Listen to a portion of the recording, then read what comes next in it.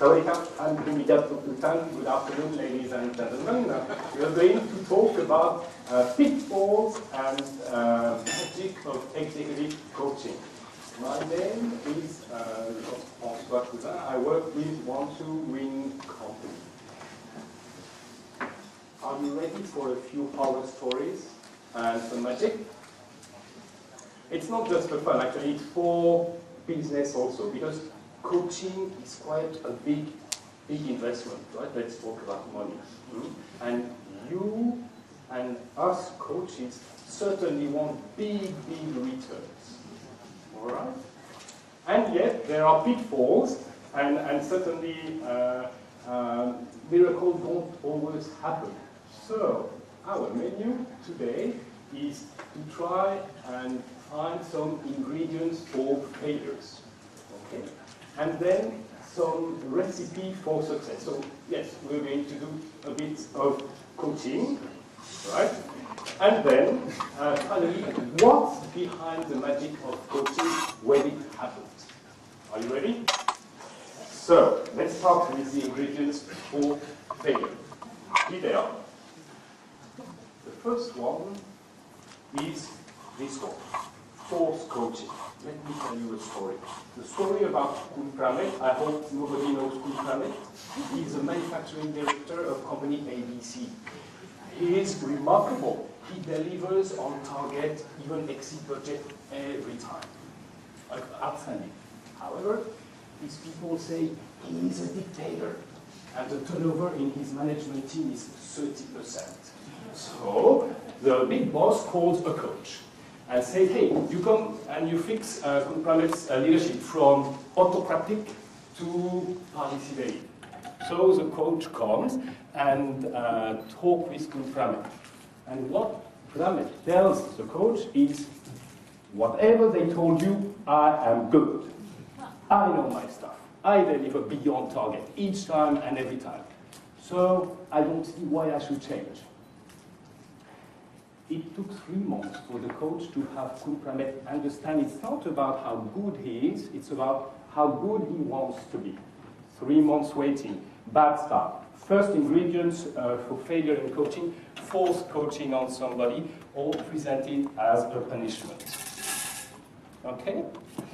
Ready for another one?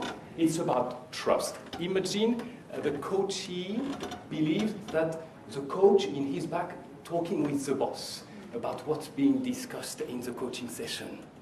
No good. The coachee will not open up himself or herself to the coach, right? So the coach will work with only limited information about the coachee that cannot produce good results. So if there is any suspicion about the rules of the games, coaching is not going to work. That's really a serious pitfall for coaching, lack of trust. Okay? I want to share a third one with you, and this is about objective. Imagine one of your friends wants to lose weight, right? And he comes to you, or she comes to you, and says, hey, I want to lose weight. What advice do you have for me? What are you going to ask? Probably how much weight you want to lose. When? How will you measure, right?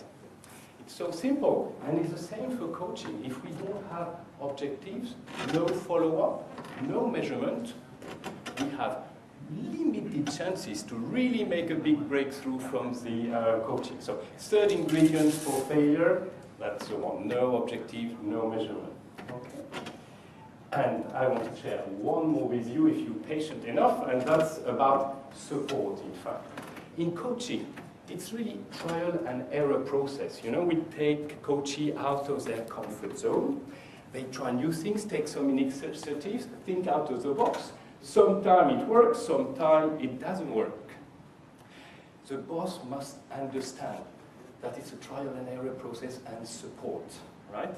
Otherwise, the coachee, if he gets reprimanded, will stop trying new things. So coaching will not work at all. That's the fourth ingredient for failure, lack of support from the environment.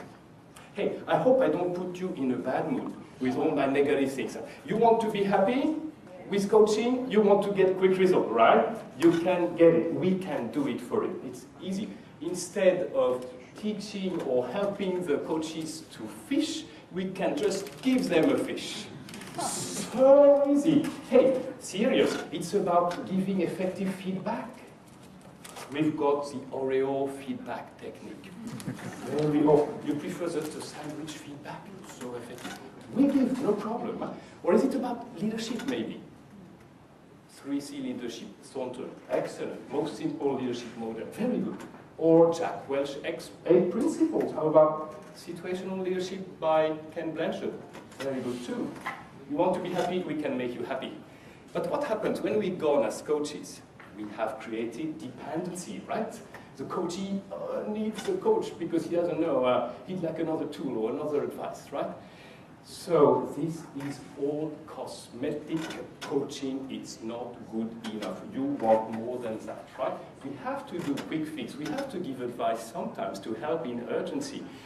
But we should do much better than that, do change, positive change in behavior for the long term. All right? And that's the almost last ingredient. The last one is about getting under the skin. Oh, that's a tough one, actually.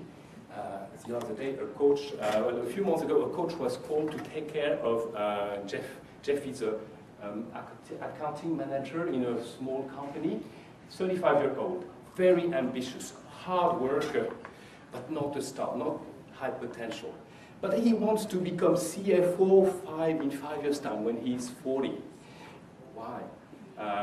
We don't know yet, as the company doesn't know, but the company can see he's going to burn out. So they call a coach, and the coach comes and they tell him, coach, you need to fix his effectiveness, priorities and time management, all that stuff, quickly, otherwise he's going to burn out, okay? I say it's very dangerous if we stay at this point, because what happened is the coach listened to Jeff, and what did he hear about Jeff? He heard that Jeff's father was one of the top 200 executives of Siam Group. And he invested a lot in Jeff's education, paid an MBA in Wisconsin, USA, and really pushed.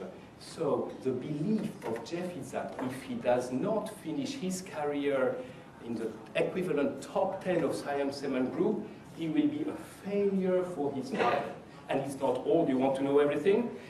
Jeff, he just got married. His wife, very beautiful, but super smart, really, really smart as compared to Jeff. And she has a PhD, and she is from a rich family. So if the coach is gonna miss that and just take care of effectiveness at work, I think we're not going to have fantastic, durable results for coaching, right?